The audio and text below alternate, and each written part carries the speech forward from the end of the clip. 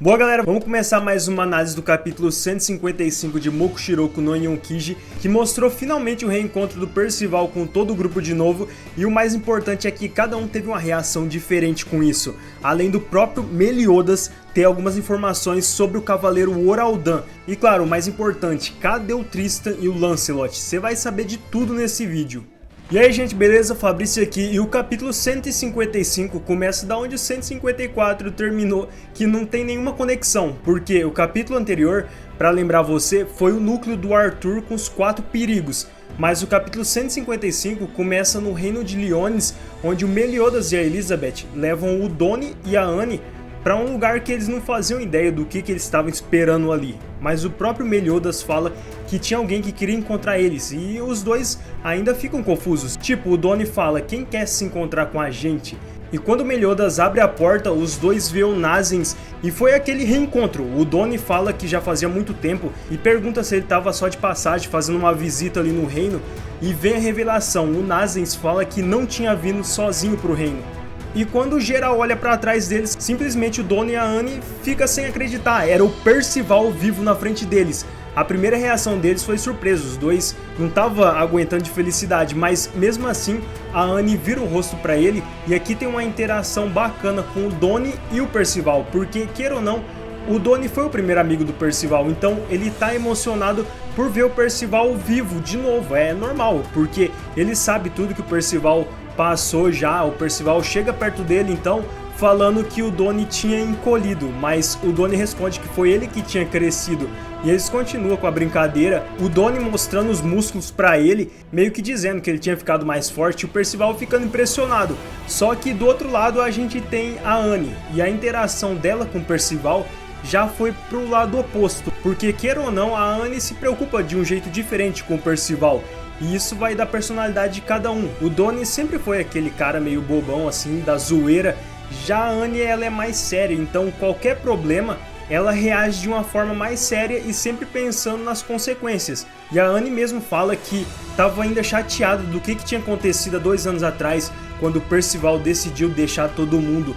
O Donnie até fala pra ela se acalmar um pouco, né? Só que enquanto isso o Percival vai na direção dela e abraça ela com força pedindo perdão. E os dois dão aquela coradinha. E por que isso é importante? Porque eu já quero colocar o caos aqui. Comenta aí embaixo se você é Team Percival e Annie ou Team Percival e Nazens, porque queira ou não, aqui já tem aquele triângulo se formando. E o autor tá seguindo essa fórmula que ele fez lá em Nanatsu. Ban, Elaine e Jericó, e a gente sabe que uma das partes vai se dar mal nisso tudo, mas deixa embaixo sua torcida. Continuando, o Percival fala se agora ele estava perdoado, e ela diz que não ia ser tão fácil assim perdoar ele, mas a gente sabe que ela já perdoou ele. Agora tem a parte do Nazens, onde o Percival fica animado falando pra Annie e pro Donnie que queria mostrar um negócio muito legal, e os dois ficam meio assim, o que ele quer mostrar pra gente? E o Percival chega perto do Nazens e fala pra ele fazer aquilo, e surpreende todo mundo que tava ali, porque o Nazens mostrou pela primeira vez pro Donnie e pra Annie que ele podia voar, e aí ninguém tava entendendo do porquê o Nazens sabia voar, mas o Percival explica que ele era o filho do King, o rei das fadas, junto com a rainha dos gigantes, a Diane, e agora que o Meliodas e a Elizabeth sabem disso, eles começam a conversar com o Nazens, dizendo que foi há 18 anos, naquela época, teve uma comoção pelo filho perdido da Diane e do King, e a Diane estava exausta naquela época por isso, e o Nazens fala que não sabia disso, e emocionada a Elizabeth fala que bom que eles estão todo mundo juntos de novo. E o interessante aqui é que em nenhum momento do arco do Reino das Fadas foi falado dos sentimentos, se eu não me engano, da Diane e do King na época que eles perdem o Nazens. E aqui eles falam que foi muito desesperador. Mas seguindo, o Meliodas pergunta como que tava todo mundo, com o King e a Diane, só que o Percival já chega na lata dizendo que eles tinham um grande problema aqui. Ele conta o que aconteceu no reino, onde tinha um cavaleiro branco atrás do Elixir que lutou contra o Rei das Fadas e mesmo assim ele conseguiu roubar o Elixir. O Donnie até pergunta sobre os 4 perigos e se o Beltrap era um deles. E o Percival diz que sim, foi aquele que derrotou o Golter. Mas beleza, até agora todo mundo parece ter a ciência de quem são os 4 perigos e que eles realmente são 4 perigos. Mas o Meliodas interrompe todo mundo porque ele tinha uma informação, de alguma forma ele já tinha ouvido esse nome, o Oraldan, em algum lugar. E a Elizabeth confirma isso falando que a Merlin tinha mencionado alguma coisa sobre ela há muito tempo, ou seja, aqui afirma muita coisa. Sobre a Merlin ter alguma coisa relacionada com a Oraldan, a teoria mais famosa aqui é que a Oraldan é outra sobrevivente de Belialuin, a cidade dos magos, e é muito forte essa teoria. Talvez pode ser uma amiga antiga da Merlin, ou até uma amiga que se tornou uma rival dela, mas deixa aí embaixo sua teoria sobre essa relação dela com a Merlin.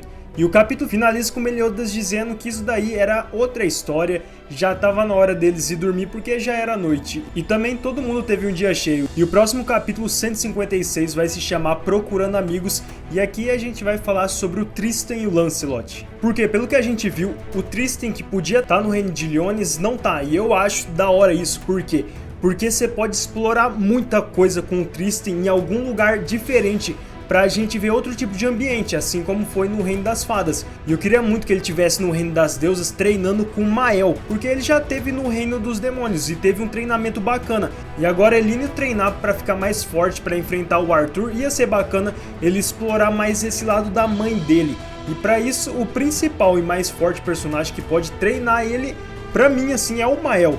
E ia ser muito épico, além de deixar o Tristan com uma gama de poderes do clã das deusas maior, ele ainda ia poder controlar e aumentar os poderes que ele já tem. E também o autor ia explorar um reino que ele quase nem mostrou pra gente. Do lado do Lancelot, eu não tenho nenhuma teoria aqui, porque o Lancelot, diferente do Tristan, ele já é um cara pronto, ele tá ali no mesmo nível, ou quase do mesmo nível, dos 7 pecados capitais. Então treinamento pra ele tanto faz assim. Ou ele deve estar procurando aqueles portal que vão pro reino de Camelot, ou eu não sei, porque o Lancelot fica muito triste quando acontece tudo aquilo com Percival. E ele de todo mundo ali é o que fica mais abatido. Mas tem o outro lado, ele é um cara sério e sempre vai cumprir com as suas obrigações. E a principal até agora é derrotar o Arthur. Então ele pode estar, por exemplo, buscando um tesouro sagrado só dele, para poder usar o poder todo dele nessa arma. Mas, assim, eu não tenho ideia nenhuma sobre o Lancelot. Se você tem alguma ideia do que ele tá fazendo, do que ele pode estar fazendo, comenta aí embaixo que eu vou estar dando uma olhada. E claro, para receber mais análises de Mokushiroko aqui, se inscreve para fortalecer o canal, curte o vídeo se você gostou. Por hoje é isso, gente. Até o próximo vídeo. Valeu, gente!